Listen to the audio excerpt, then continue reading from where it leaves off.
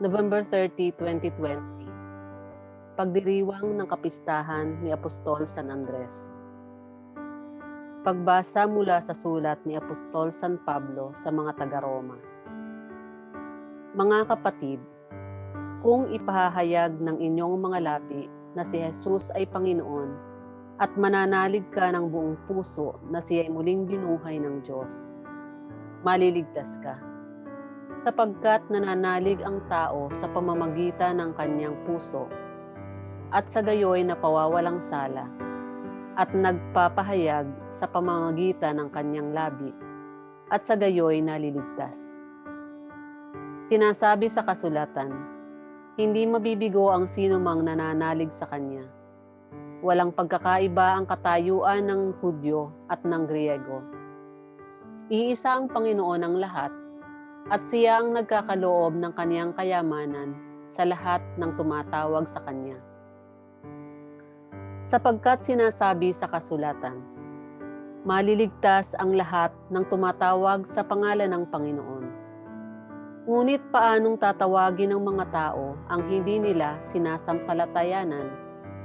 Paano silang mananampalataya kung wala pa silang napapakinggan tungkol sa Kanya? Paano naman silang makakapakinig kung walang nangangaral? At paanong makapangangaral ang sinuman kung hindi siya isinusugo? Ayon sa nasusulat, o kay inam na makitang dumarating ang mga nagdadala ng mabuting balita. Ngunit hindi lahat ay naniniwala sa mabuting balita. Ganito ang sinabi ni Isaías, Panginoon, sino ang naniwala sa sinabi namin? Kaya't ang pananampalataya ay bunga ng pakikinig. At makakapakinig lamang kung may mga ngaral tungkol kay Kristo. Ngunit ang tanong ko'y, hindi ba sila nakapakinig? Nakapakinig nga sila, sapagkat abot sa lahat ng dako ang tinig nila, at ang salita nila ay laganap sa sanlibutan. Ang salita ng Diyos. Salamat sa Diyos. Salmong tugunan. Laganap na sa daigdig ang kanilang mga tinig. Ang langit ay naghahayag na ang Diyos ay dakila. Malinaw na nagsasaad kung ano ang kanyang gawa. Bawat araw, bawat gabi, ang ulat ay walang patlang. Patuloy na nag-uulat sa sunod na gabi't araw. Laganap na sa daigdig ang kanilang mga tinig.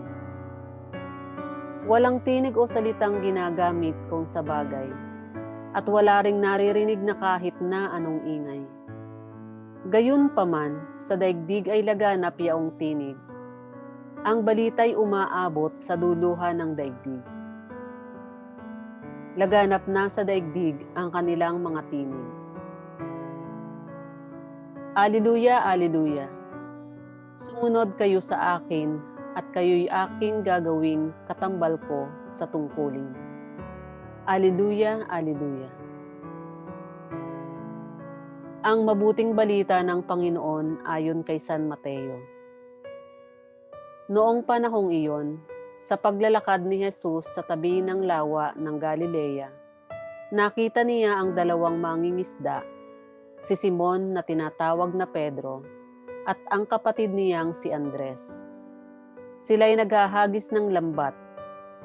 Sinabi niya sa kanila, sumunod kayo sa akin at gagawin ko kayong mamamalakaya ng mga tao. Noon di iniwan nila ang kanilang mga lambat at sumunod kay Jesus. Nagpatuloy siya sa paglalakad at nakita rin niya ang magkapatid na Santiago at Juan, mga anak ni Zebedeo. Sila'y nasa bangka kasama ang kanilang ama at naghahayuman ng lambat. Tinawag din sila ni Jesus.